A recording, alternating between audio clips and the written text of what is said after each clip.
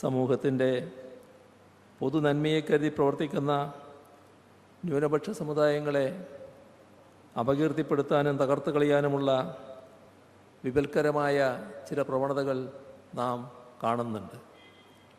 മതനിരപേക്ഷതയും ജനാധിപത്യ മൂല്യങ്ങളും ശക്തമായി നിലനിൽക്കുന്ന ഒരു സാമൂഹിക അന്തരീക്ഷത്തിൽ മാത്രമേ ന്യൂനപക്ഷ വിദ്യാഭ്യാസ സ്ഥാപനങ്ങൾക്ക് അവയുടെ തനിമയോടെയും പൂർണ്ണ സ്വാതന്ത്ര്യത്തോടെയും പ്രവർത്തിക്കാൻ സാധിക്കും. വർഗീയ ധ്രുവീകരണം നടക്കുന്ന ഇടങ്ങളിൽ ന്യൂനപക്ഷ സ്ഥാപനങ്ങൾ പലപ്പോഴും അന്യായമായ നിയന്ത്രണങ്ങൾക്ക് വിധേയമാകും. കേരളത്തിൽ അത്തരമൊരവസ്ഥയില്ല.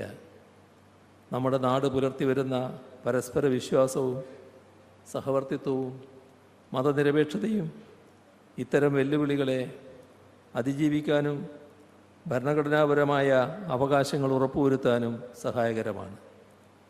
കേരളത്തിൻ്റെ സമ്പന്നമായ ഈ സാമൂഹ്യ അന്തരീക്ഷത്തെ തകർക്കുന്നതിനുള്ള ശ്രമങ്ങൾ ഈ നാട്ടിലും നടക്കുന്നുണ്ട് എന്നത് നാം തിരിച്ചറിയണം.